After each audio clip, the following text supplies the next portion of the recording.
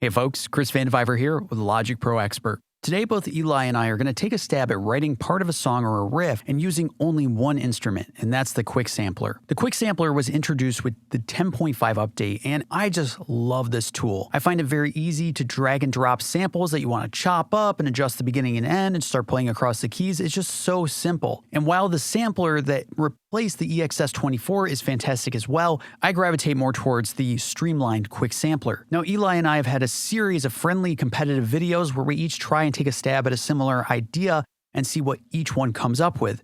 So why not do that for this video as well? In this video, we're going to take the same exact Apple loop, which is the Big Dreams guitar pattern loop, and pattern loops are brand new with 10.5 as well. We're using the same BPM of 80 BPM, and we're just going to use QuickSampler as our instrument for dicing up and creating a short arrangement. First things first, let's take a listen to the Apple loop that we've chosen.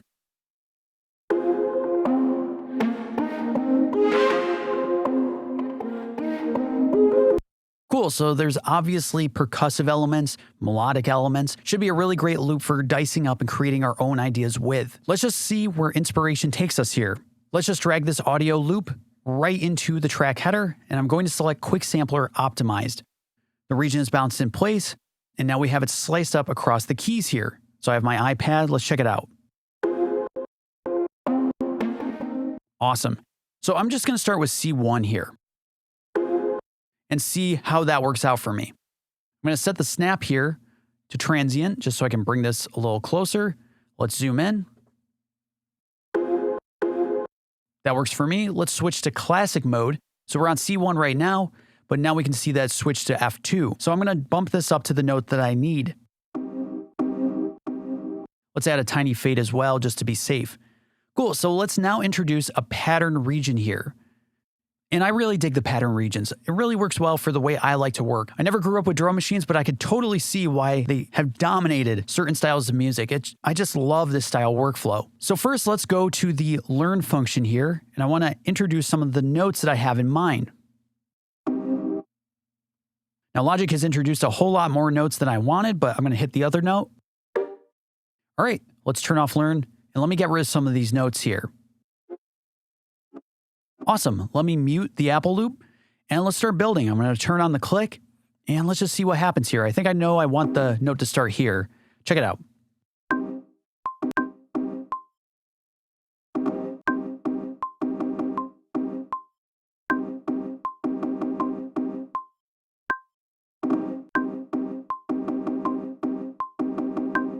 Yep. Let's introduce 32 steps now.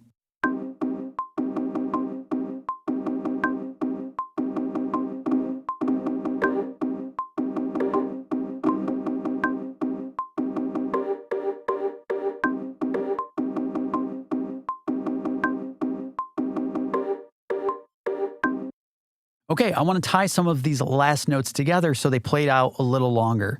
So let's go over here and let's select the tie function.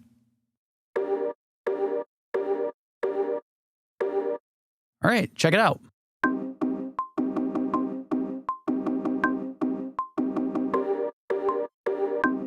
Perfect. Okay, let's move on. So I'm going to duplicate this track. I'm going to use the same note, but I'm going to try to establish more of a bass sort of sound.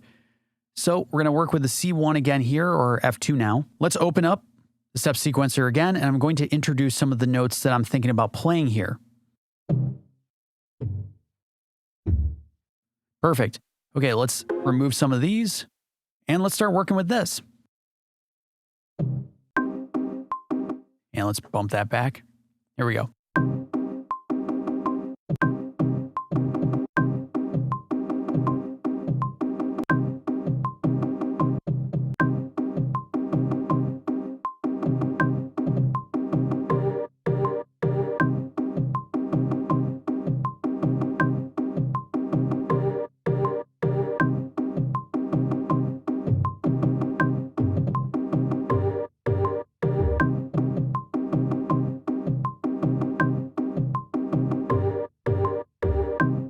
Cool. All right, let's convert this to a MIDI region. Just so I can select all the notes in the piano roll here, go to Edit, go to Trim, no end to following note. So now we got a little longer of a performance.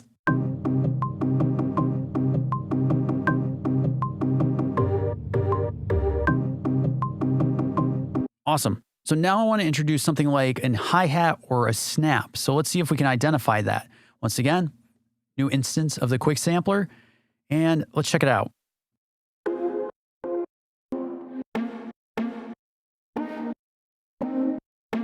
F1 seems to have more of a percussive element, so let me switch this to transient and note, tighten this up, zoom in. So what do we got? And let me see if I can cinch this up a bit more. We'll switch this to zero crossing.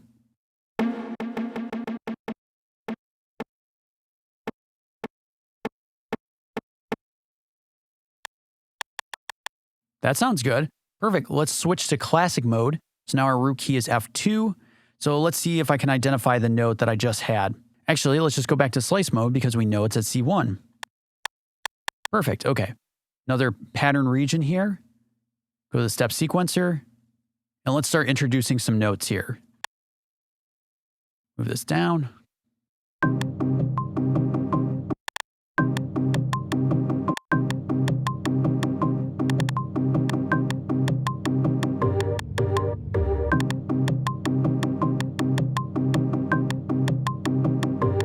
Now let's bring in 32 notes.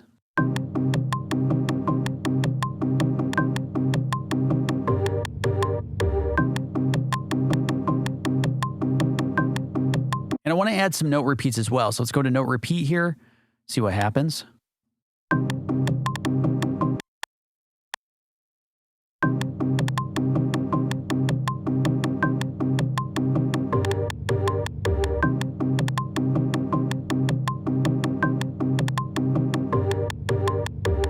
All right, and let's introduce this sample delay. I want to just delay the right side so it feels more like 2 snaps instead of 1.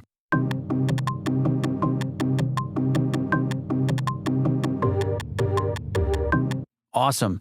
I now want to find a kick sound, so I'm going to use the exact same instance. Let's duplicate this, but I'm going to adjust the tonality of the sound so it sounds more like a kick. So check it out. Bump this out. And let's also switch to classic mode here. And I'm going to try following the tempo here. Set it to maybe half.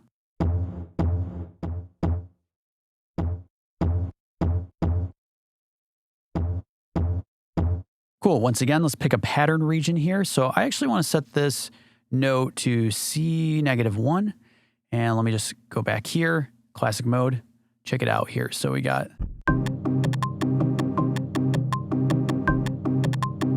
And let's use the fat effects to bump this up by quite a bit. Maybe like that.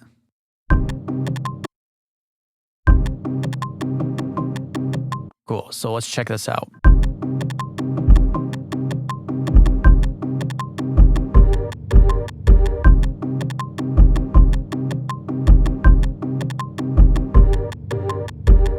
Awesome. I'm really digging on this. I just want to identify one more type of sound and then we'll start building out an arrangement. So let's duplicate the same exact track and we'll adjust for more of a snare type of sound. So check it out. If we play this note again, maybe of C3. And let's now let's bump it down a bit, another pattern region, and start going from there. So check it out.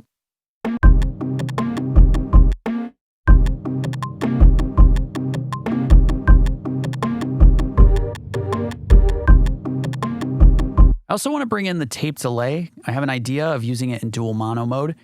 For now, we'll couple the controls here and we'll set the feedback maybe like that.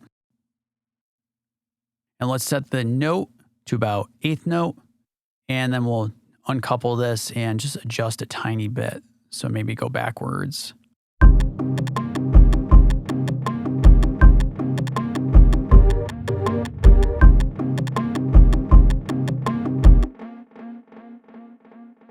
Perfect. So let's start building this out.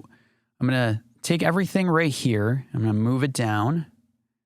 And then we'll repeat this. And I don't really want a snare to come in quite yet. So we'll take this and we'll repeat it. And let's check it out.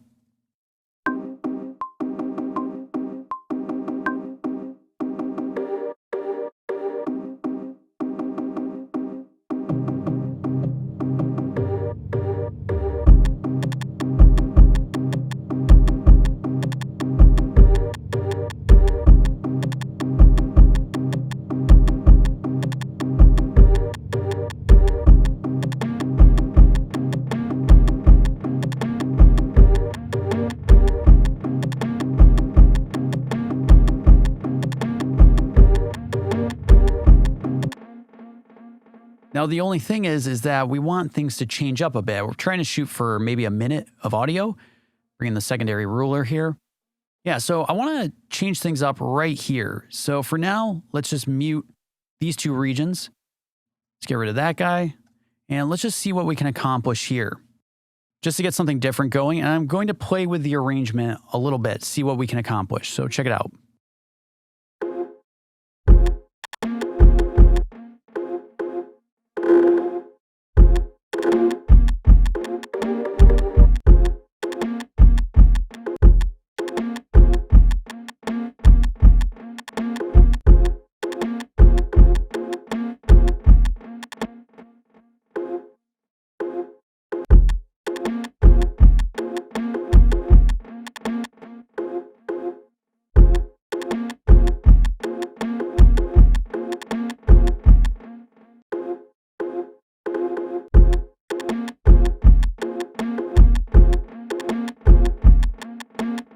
All right, and let's change this note to C2 here.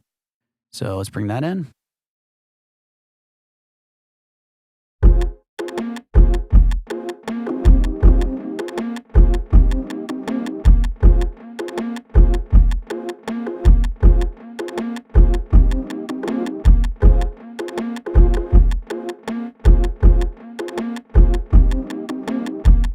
Cool. All right, and now we'll change up the bass part. So let's duplicate this.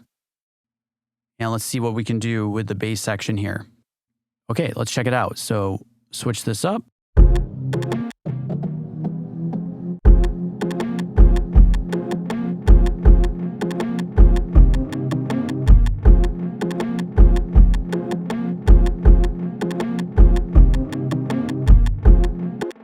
right, so this is just a basic riff, but let's check it out.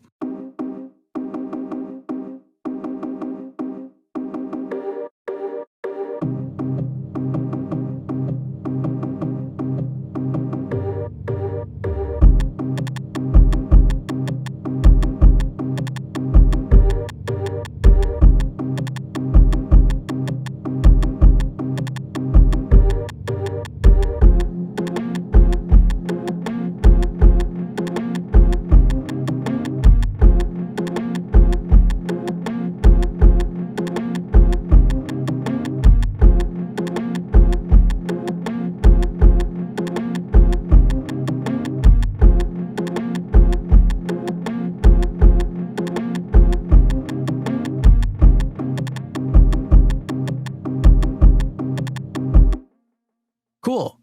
Just a very basic idea. I have a whole lot of other ideas that I would implement, but want to keep this video relatively succinct. But I think QuickSampler is amazing, and you can take it so far. And it's just so easy to drag and drop, slice and dice. So that's my idea that I came up with using only the QuickSampler and this Apple loop. I hope you found this interesting or inspiring. Once again, I'm Chris Vandeviver with Logic Pro Expert.